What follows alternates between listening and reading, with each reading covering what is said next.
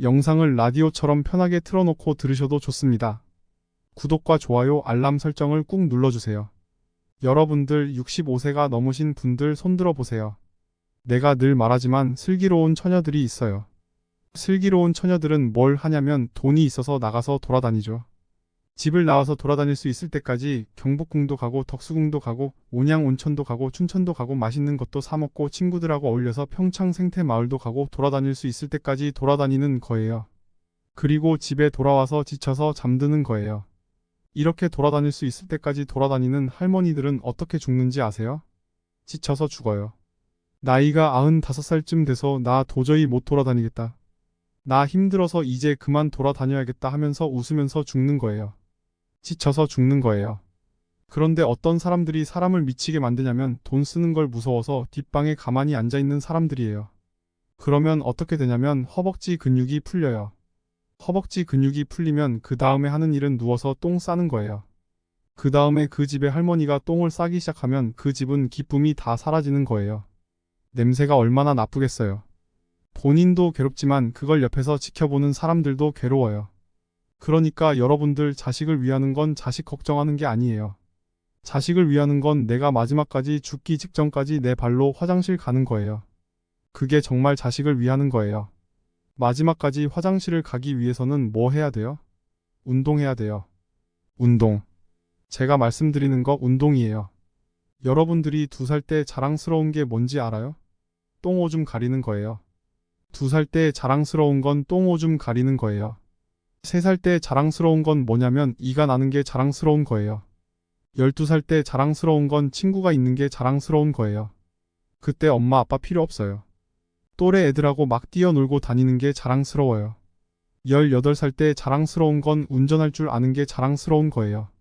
20대 때 자랑스러운 건 애인이 있는 게 자랑스러운 거예요. 35살 때 자랑스러운 건 돈을 버는 게 자랑스러운 거예요. 50살 때 자랑스러운 건 돈이 많은 게 자랑스러운 거예요. 60살 때 자랑스러운 건 애인이 있는 게 자랑스러운 거예요. 그때도 애인이 있으면 자랑스러운 거예요. 75살 때 자랑스러운 건 같이 여행 다닐 친구가 있는 거예요. 같이 밥 먹을 친구가 있는 게 자랑스러운 거예요. 80살 때 자랑스러운 건 이가 남아있는 게 자랑스러운 거예요. 85살 때 자랑스러운 게 뭔지 알아요? 똥오줌을 가릴 줄 아는 게 자랑스러운 거예요. 85살이 되어서도 내가 똥오줌을 가릴 수 있다면 그건 자식들한테 최고의 선물이에요. 그래서 뭐 해야 하냐? 운동을 해야 해요. 운동 얘기를 다음에 또 강의할 테니 여러분들 운동 꼭 하세요. 황창현 신부님의 행복 특강을 지금 바로 시작합니다. 예수님 반갑습니다. 반갑습니다. 오늘 우리 함께 시작 기도를 바치고 황창현 신부님의 강연을 시작하겠습니다. 성부와 성자와 성령의 이름으로 아멘. 인생이란 채우는 일과 비우는 일이다. 지식과 정보로 머리를 채우고 사랑으로 가을을 채운다. 그러나 인생이란 비우는 것이 더 중요하다.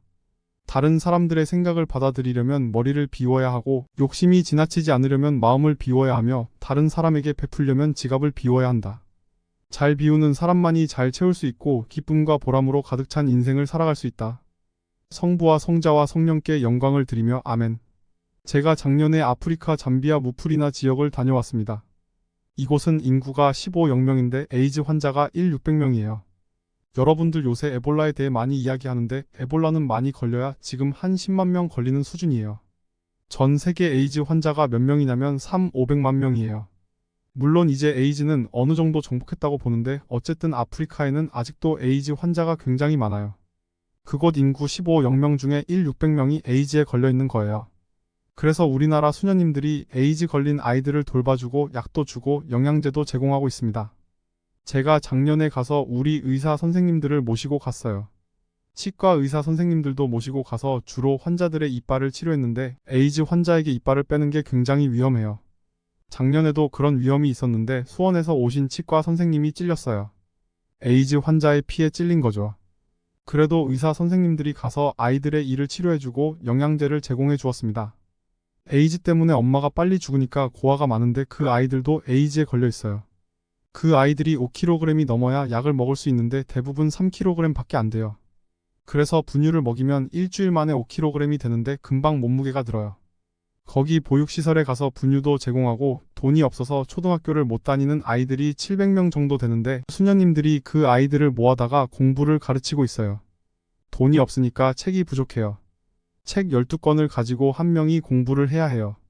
그래서 필요한 것이 책이었어요. 두 명이 한 권을 볼 수 있도록 책을 사줬어요. 제가 거기에 간 결정적인 이유는 생태마을을 꾸미는 것이었어요. 거기에는 농장이 있어요. 농장이 80만 평인데 수녀님이 2만 평 밖에 농사를 짓지 못하고 있었어요. 왜냐면 포크레인도 없고 트랙터도 없고 경운기도 없어서 맨손으로 농사 짓고 있다는 거예요. 맨손으로 농사 지으면 한 사람당 1,000평 이상을 못 짓는다고 해요. 그래서 제가 한국에 돌아와서 강의 때 몇 번 얘기했어요. 평화 방송에도 나가고 여러분들 아프리카에 정말로 멋있는 일을 하고 싶은데 1,000만 원씩 20명만 도와주면 좋겠다고 말했어요. 절에 다니는 분들, 교회 다니는 분들, 성당 다니는 분들, 아무데도 안 다니는 분들, 이런 분들이 돈을 보내주셨는데 3개월 만에 2억이 들어왔어요. 2억이면 되는데 7억이 들어온 거예요. 그래서 이제 포크레인, 트랙터, 경운기를 사주기로 했어요. 포크레인을 사주려 그랬더니 우리나라 것은 안 된대요. 서비스가 안 된다면서 볼보로 사달라고 했어요. 그래서 2억 8,700만 원짜리 포크레인, 6천만 원짜리 트랙터, 1,200만 원짜리 경운기를 사서 작년 11월에 인천에서 택배로 보냈어요. 그렇게 해서 필요한 장비들을 보냈어요. 이 장비들 덕분에 이제 수녀님들이 더 많은 농사를 지을 수 있게 되었어요. 기름도 한 달에 1,000만 원씩 되는 거예요. 기름도 한 달에 1,000만 원씩. 예, 기름도 한 달에 1,000만 원씩 돈이 막 완전히 줄어드는 거야. 근데 수녀님이 내가 처음에는 빈말인 줄 알았대요. 2억 보내주겠다고. 근데 뭐 포크 보내지, 기술자 보내지, 기름값 보내지 그러니까 수녀님이 자신감이 생겼나 봐. 아, 신부님께서 도와주실 거라고. 우리가 닭을 팔고 싶은데 지금 잠비아는 여름이에요. 45도까지 올라가요. 그러니까 보통 1시간 거리에 닭을 못 파는 거야. 상하니까. 그래서 신부님 냉동고를 보내주면 닭을 팔 수 있을 것 같다는 거야. 얼마냐고 하니까 2,200만 원이래. 뭐 2천이면 돈도 아니지 뭐 1억씩 막 나가는데 걱정하지 말아라 내가 보내주겠다. 그래서 내가 보내줬어요. 냉동고 보내줬더니 수녀님이 너무 신난다는 거예요. 왜 신나냐고 그러니까 한 마리도 못 팔던 닭을 한 달에 100마리씩 판다는 거야. 12만 원씩. 근데 수녀님이 또 전화를 해서 신부님 문제가 생겼다는 거야. 무슨 문제가 생겼냐고 하니까 닭을 너무 많이 팔다 보니까 닭장이 모자란다는 거야. 닭장이 모자라니까 닭장을 줘달라는 거야. 그래서 얼마면 되냐고 하니까 1억이면 된대. 좋다. 이제 들어온 돈이 다 나가게 생긴 거야. 이제 좋다 닭장 줘주겠다. 그래서 작년에 이제 벽돌 찍는 기계, 닭털 뽑는 기계 다 보내줬어요. 그래갖고 이번 여름에 대학생들 20명을 데리고 가서 닭장을 지어주고 왔어요. 내가 이번에 우리 대학생들 20명을 데려가서 너무너무 놀랐어요. 왜냐면 엄마들이 얘네들 문제 있어서 고생시키려고 보냈는데 걔네들이 가서 일하는 걸 보는데요. 너무 잘하는 거예요. 너무 즐겁게. 그러니까 걔네들은 다 내가 보니까 몸으로 살 놈들이 머리로 살려고 하니까.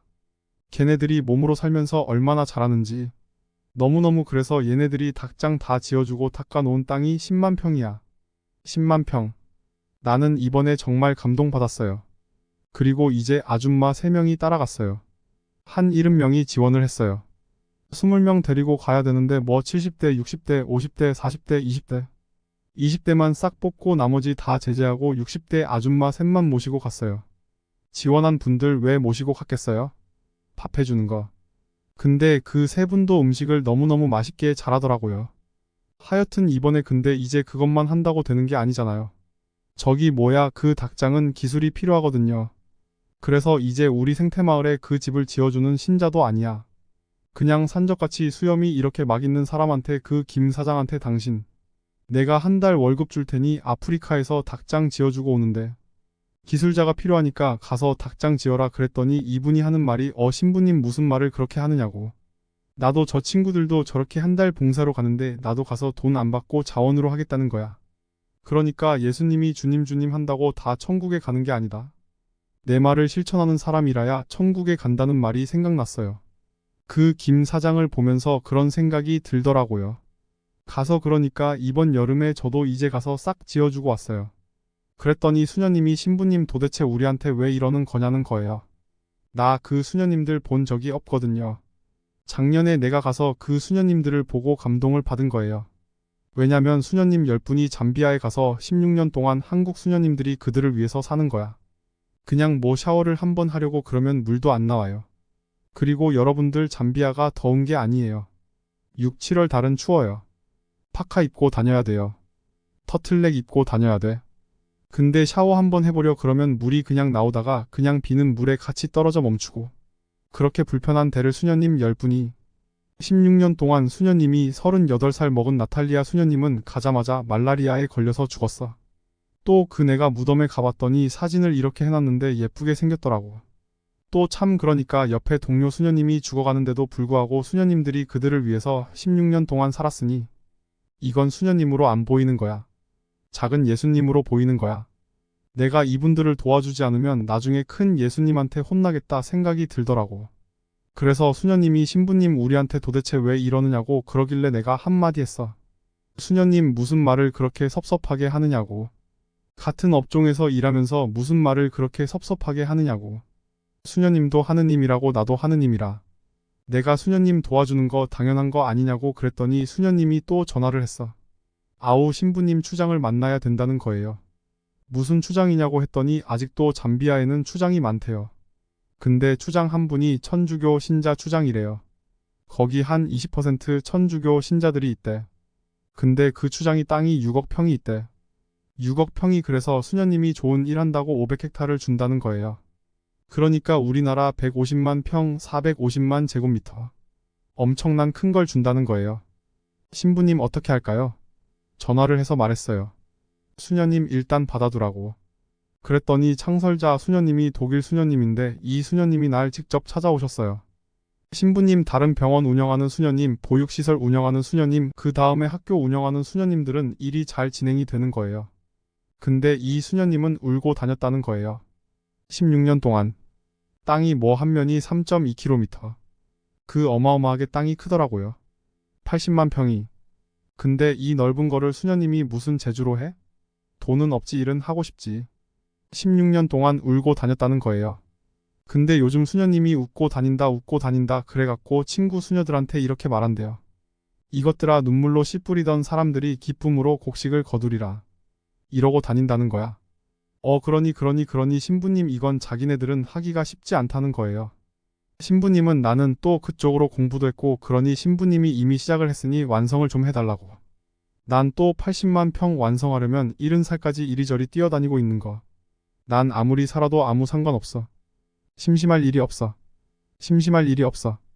이번 여름에는 이제 치과 의사 선생님도 안과 의사 선생님을 모시고 갔는데 이제 좀 젊은 분들이 가는데 안과 의사 선생님 대학병원의 과장님을 모시고 간 거야. 수술 도구까지 다 갖고 갔거든요. 내가 다 우리 저 후원하는 분들이 보내니까. 치과 수술 도구까지 다 갖고 가서 눈이 먼 사람이 눈이 떠졌어. 그러니까 이분이 눈이 떠졌는데 이분이 누구냐면 그 나이로비 대학의 교수를 하시다가 은퇴를 했어요. 은퇴를 했는데 나이로비 대학 교수하던 분이 얼마나 대단해. 근데 은퇴를 해서 시골에 내려왔는데 눈이 안 보이는 거야. 맹인으로 사는 거야. 근데 이분을 가서 수술을 해드렸어. 그러니까 눈이 떠지니까 자기가 뭐라고 그러냐면 신부님 이 은혜를 갚기 위해서 내가 학교를 하나 짓고 싶은데 어떻게 했으면 좋겠냐고. 그래서 좋다. 거기다 이제 학교 하나 짓자. 그러면 당신이 짓는 거 잘했다. 당신이 지을 학교를 또 내가 또 후원을 해줘야 되잖아. 그리고 그러니까 한 개 끝나면 한 개 시작하고 한 개 끝나면 한 개 시작하고 또 우리 예수님이 그런 예수님 아니에요. 난 모르겠다 하는 예수님이 어디 있어. 다 십자가 지셨는데. 그러니까 그런 일이 잘 돼 가는데. 진짜 여러분들 이렇게 보면 정말 예수님은 작은 예수님을 잘 만나야 되는 거예요. 또 하나 얘기해 줄게요. 한 10년 전인가 우리 교구에서 세계 주교 신학생 대회에서 갈라진 동유럽과 그 다음에 남미하고 그 다음에 우리 이쪽 동아시아 학생들과 신부님들 초청해서 이렇게 한 열흘 피정을 하는데 우리 방에 이제 신부님이 들어왔어요. 근데 그 신부님이 동유럽 신부님이야. 폴란드 신부님이야. 근데 이 신부님이 하는 말이 자기는 벨라루스에서 사목을 한대요. 그래 자기는 사목하는 데가 뭐냐고 그랬더니 자기는 벨라루스에서 한 200km 떨어진 시베리아에서 사목한대요. 근데 거기 어떻게 하느냐고 그랬더니 자기 신자들은 다 농부들이라는 거야. 그러니까 시베리아는 겨울에 한 8개월 얼음이 얼어 있잖아. 거기 농사 지을 때 농사 지어서 그 사람들 먹고 살게 해주는 거. 이게 이제 농사 지어서 신자들 먹게 해주는 게 사목이라는 거야. 그러니까 여러분도 우리 시골에서 어부들 사목하는데도 그 배를 사주는 게 사목인 거야. 그게 말이 되냐고 그랬더니 이 신부님이 자기는 평생 그렇게 살아서 그게 진짜 사목이라는 거야. 그래서 내가 그때 그거 내가 도와줘야 되겠다. 어떻게 하냐고 그랬더니 자기는 트랙터 하나 갖고 싶다는 거야. 내가 그때 돈도 많고 그래서. 근데 트랙터가 5천만 원 하대. 그래서 트랙터 5천만 원 보내줬어요. 보냈더니 신부님이 너무너무 고마워하면서 또 편지가 왔어. 신부님 하나만 더 줬으면 좋겠다는 거야. 뭐냐고 그랬더니 하우스. 시베리아는 춥기 때문에 겨울에 하우스를 안 하면 농사를 못 짓는다는 거야. 5천이면 안 된다 그러길래. 그때 돈 많이 벌었으니까 5천을 또 보내줬어요. 그래서 그 신부님이 또 너무 고마워하면서 그때 당시 신부님들도 여유가 없어. 그래서 자기가 그때 신부님이 되고 내가 나중에 성당에 가면 돈 달라고 그러면 절반은 잘라야 되겠다 생각한 거야. 그러니까 예수님을 잘 만나야 된다니까. 근데 내가 오늘 시간이 없으니까. 내가 어렸을 때 엄마가 나를 예수님을 만나게 했어요. 우리 엄마가 예수님을 잘 만나게 해줘서. 근데 이게 진짜 거짓말처럼 들리는데 우리 형님이 그때 고등학생이었는데 겨울에 나무 하다가 나무가 부러졌어. 거기 나무를 하다 넘어졌어요. 그래서 이가 부러졌는데 그걸 박아줄 데가 없어. 근데 그때 우리 동네 교리 공부하는데 교리 공부를 잘하는 사람한테 박아준대. 근데 교리 공부를 열심히 다녔어요.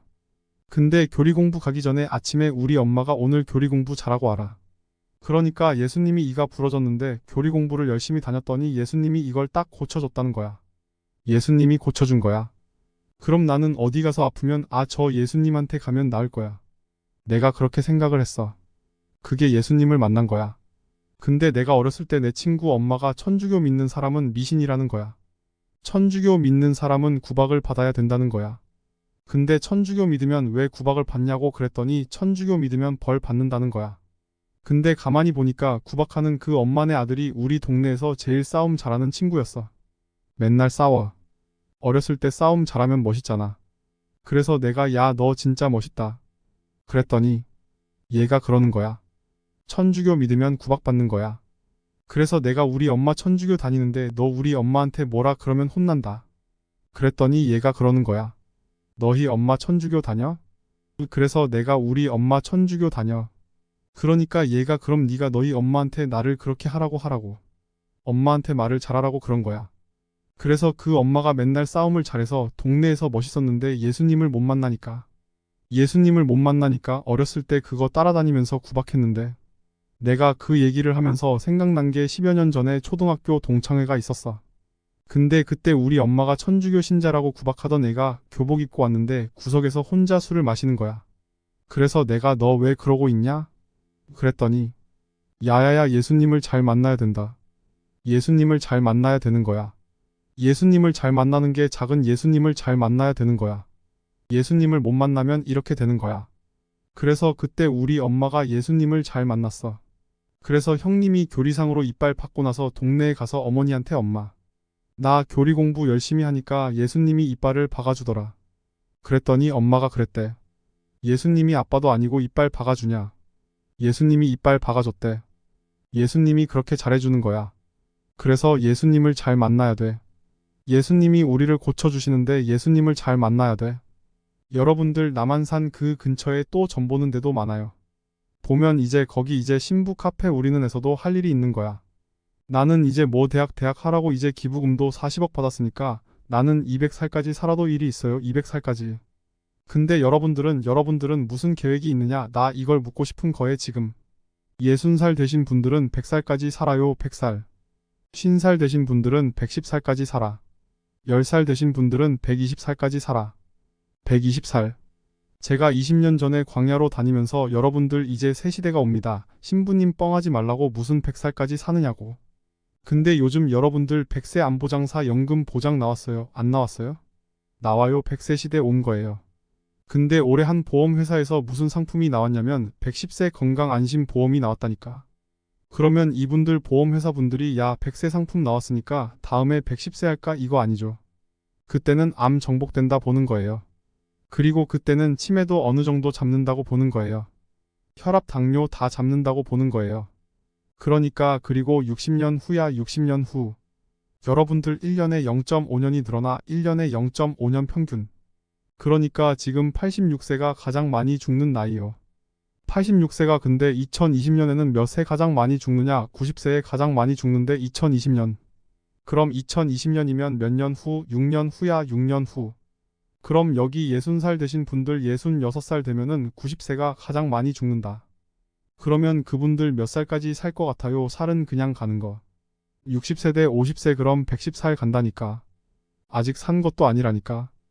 여러분들 40살은 20년 더 살고 60년을 더 살아야 돼 60년. 그런데 며칠 전에 소련 러시아에서 이 먹으면 120살까지 사는 알약을 개발했네요. 미토콘드리아 뭐 우리가 이렇게 장도 늙어가고 늙어가면서 노화가 진행이 되는데 그걸 먹으면 그 노화 진행 속도를 그렇게 늦출 수가 있다는 거야. 10년 후부터 심판한다는 거예요. 120살까지 사는 일이 벌어지는 거야. 120살 그러면 이거 어떻게 되는 거야? 이거 보통 심각한 문제가 아니라니까. 여러분들 지금 웃을 일이 아니에요. 지금 웃을 일이 아니에요. 심각한 거예요. 3년 전에 우리나라가 100살 이상이 1700명 선에서 왔다 갔다 했어. 3년 전에 여자가 1600명, 남자가 100명. 3년 전에 100살 이상이 그런데 올해 내가 통계청 인구 통계청에 들어가서 자료를 뽑아보니까 올해는 100살 이상이 몇 명이냐면 1만 4천명, 1만 4천명. 3년 만에 100살 이상이 10배가 늘어난 거야. 10배가 늘어났어요. 90에서 100살까지는 몇 명이냐면은 13만 4천명. 80에서 90살까지 몇 명이냐 97만 명. 그 다음에 60에서 70살까지 270만 명.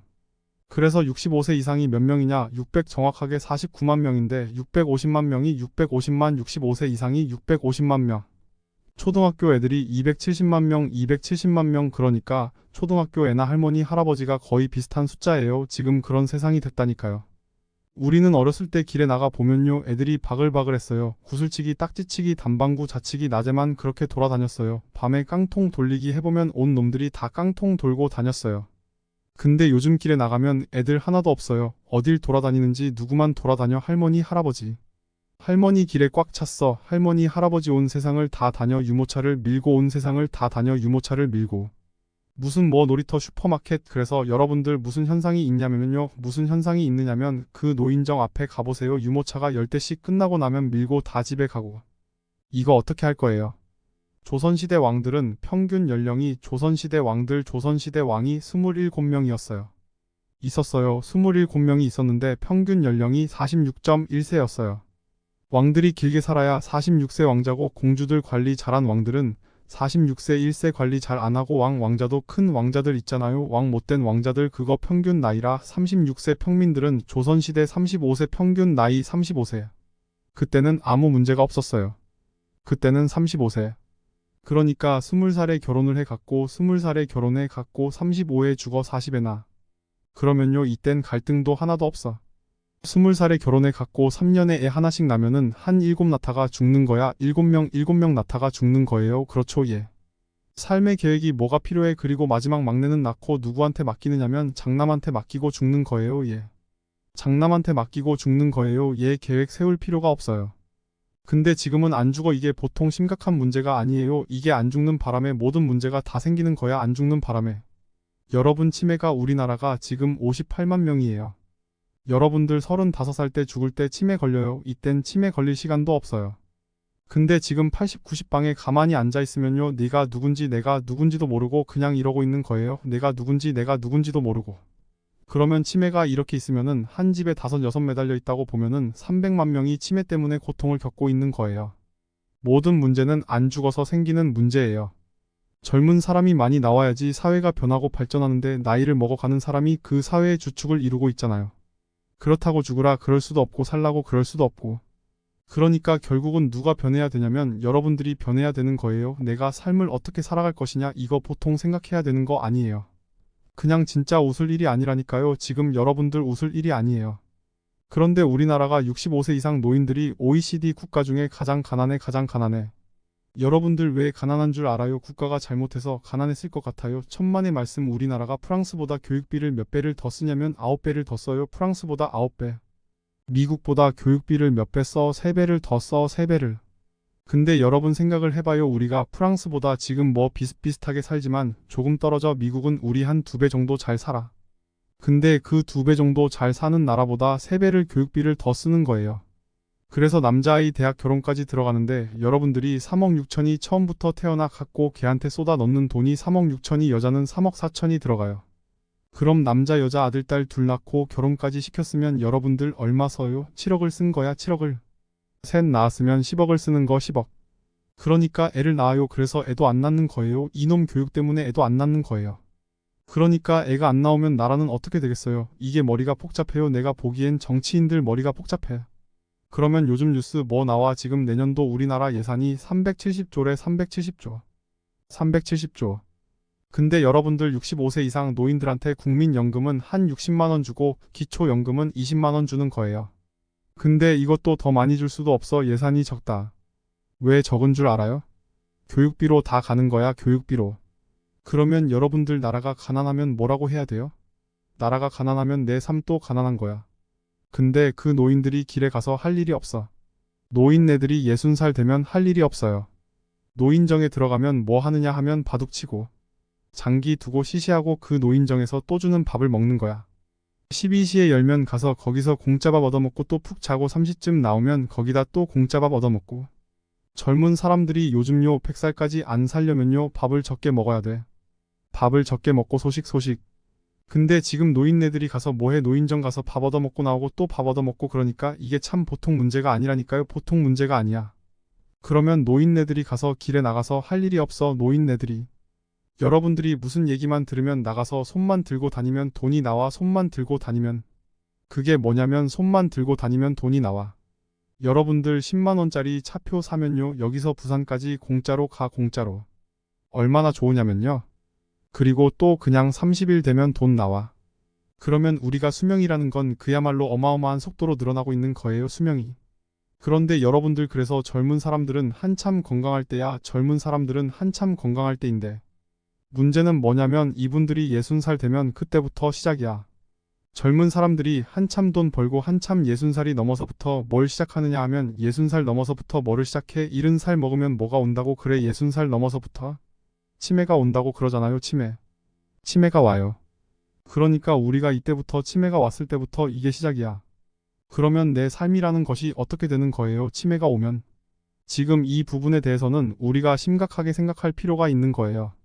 우리가 지금 이 순간부터 어떤 준비를 하고 어떻게 살아갈 것인지에 대한 진지한 고민이 필요해요. 우리 모두가 이 문제에 대해 적극적으로 생각하고 대응할 필요가 있습니다. 여러분들 65세가 넘으신 분들 손들어 보세요. 내가 늘 말하지만 슬기로운 처녀들이 있어요. 슬기로운 처녀들은 뭘 하냐면 돈이 있어서 나가서 돌아다니죠. 집을 나와서 돌아다닐 수 있을 때까지 경복궁도 가고 덕수궁도 가고 온양 온천도 가고 춘천도 가고 맛있는 것도 사 먹고 친구들하고 어울려서 평창 생태마을도 가고 돌아다닐 수 있을 때까지 돌아다니는 거예요. 그리고 집에 돌아와서 지쳐서 잠드는 거예요. 이렇게 돌아다닐 수 있을 때까지 돌아다니는 할머니들은 어떻게 죽는지 아세요? 지쳐서 죽어요.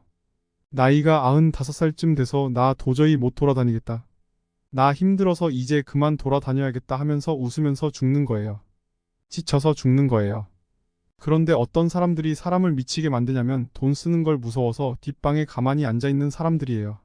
그러면 어떻게 되냐면 허벅지 근육이 풀려요. 허벅지 근육이 풀리면 그 다음에 하는 일은 누워서 똥 싸는 거예요. 그 다음에 그 집에 할머니가 똥을 싸기 시작하면 그 집은 기쁨이 다 사라지는 거예요. 냄새가 얼마나 나쁘겠어요. 본인도 괴롭지만 그걸 옆에서 지켜보는 사람들도 괴로워요. 그러니까 여러분들 자식을 위하는 건 자식 걱정하는 게 아니에요. 자식을 위하는 건 내가 마지막까지 죽기 직전까지 내 발로 화장실 가는 거예요. 그게 정말 자식을 위하는 거예요. 마지막까지 화장실을 가기 위해서는 뭐 해야 돼요? 운동해야 돼요. 운동. 제가 말씀드리는 거 운동이에요. 여러분들이 2살 때 자랑스러운 게 뭔지 알아요?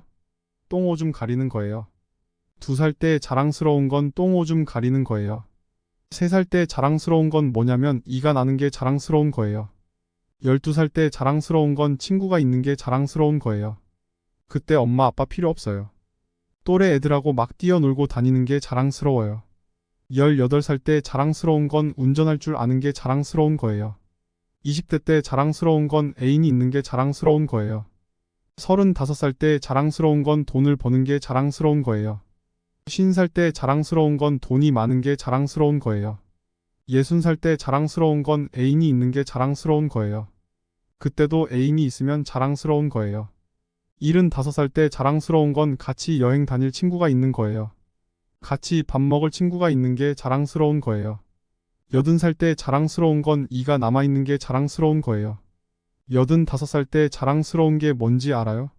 똥오줌을 가릴 줄 아는 게 자랑스러운 거예요. 85살이 되어서도 내가 똥오줌을 가릴 수 있다면 그건 자식들한테 최고의 선물이에요. 그래서 뭐 해야 하냐? 운동을 해야 해요. 운동 얘기를 다음에 또 강의할 테니 여러분들 운동 꼭 하세요. 오늘 황창현 신부님, 명언 배움 소견.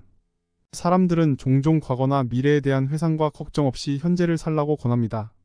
심리학 연구에 따르면 과거에 대한 반복적인 회상이나 미래에 일어날지도 모를 사건에 대한 불안은 슬픔과 불안을 증가시키며 심지어 불면증을 유발할 수 있다고 합니다. 그러나 현실에서 과거의 후회나 미래의 불안을 버리고 순간에 집중하는 것은 결코 쉬운 일이 아닙니다. 그렇다면 어떻게 하면 복잡한 일상 속에서 흔들리지 않고 현재를 살 수 있을까요? 우리의 마음은 하루에도 수십 번씩 현재에서 과거나 미래로 쉽게 왔다 갔다 합니다. 친구와의 대화나 회의 중에도 자주 혼자만의 생각에 잠기는 일이 있습니다. 며칠 전의 말실수나 오늘 아침에 넘어진 장면을 떠올리면서 그때 정말 부끄러웠어라고 생각하게 되죠. 그 순간 몸은 현재 위치에 있지만 정신은 과거를 회상하는 경험을 합니다. 또한 점심 뭐 먹지? 이 일은 어떻게 처리하지? 또 내일 약속이 있었지 등의 사소한 것부터 승진이나 이직, 먼 장래일까지 생각하며 매 순간을 과거와 미래 사이에서 오가며 보냅니다. 이런 상태에서는 중요한 대화를 놓치거나 누군가 나에게 의견을 물을 때 급하게 대답해야 하는 상황에 처할 수 있습니다. 사실 이런 상태는 마음이 편안하고 비워진 것이 아니라 너무 많은 생각으로 일시적으로 마비된 상태에 더 가깝습니다. 여러분의 정신이 얼마나 분주한지 확인해보고 싶다면 지금 당장 3분 동안만 생각을 멈추어 보세요. 생각보다 이것이 얼마나 어려운지 금방 아시게 될 것입니다. 생각을 멈추라고? 어떻게 그럴까? 라며 의아해할지도 모릅니다. 이런 시도를 하면서 우리의 마음이 얼마나 바쁜지 알게 됩니다. 평소에는 인지하지 못하지만 잠을 잘 못 드는 날도 있고 눈을 감는 순간 머릿속이 얼마나 시끄러운지 다들 경험 한 번쯤은 해보셨을 겁니다. 여러 생각과 걱정, 계획들이 마음을 가라앉히지 못하게 하고 불안과 스트레스를 증가시킵니다. 몸은 졸린데 정신은 맑은 상태가 되어버리는 상황이죠. 이런 생각의 과정에서 걱정 때문에 잠을 못 자고 잠을 못 자는 것을 또 걱정하는 악순환이 이어집니다. 예를 들어 잠을 못 자면 큰일 날 것 같아. 중요한 일정이 있는데 어떡하지? 왜 침대에만 누우면 생각이 많아질까? 스트레스를 너무 쉽게 받아. 다른 사람들은 잘만 자는데 나만 이렇게 예민해서 싫다와 같이 자신의 정서적, 신체적 반응에 대해 더 많은 생각과 평가를 하면서 추가적인 스트레스를 받게 됩니다. 이런 상황에서 점점 악순환이 됩니다. 생각을 멈추는데 가장 중요한 것은 현재의 상태, 감정, 생각에 대한 평가를 멈추는 것입니다. 우리는 평온한 상황에서도 여러 가정을 하며 스스로 불행을 늘려가는 것은 아닌지 생각해 볼 필요가 있습니다. 예를 들어 편두통이 있을 때 단순히 통증만이 아니라 그 통증에 대한 나의 반응이 더 큰 고통을 가져올 수 있다는 것을 주의해야 합니다. 신체적 통증과 감정적 반응은 별개이며 신체적 고통이 꼭 마음의 고통이 될 필요는 없습니다. 감각을 통제할 수는 없지만 감각에 대한 반응은 선택할 수 있다는 것을 꼭 기억하시기 바랍니다. 이러한 내용을 참고하시어 삶의 지혜를 얻고 마음의 평안을 누리시길 바랍니다. 오늘 글이 도움이 되셨다면 공유해주세요.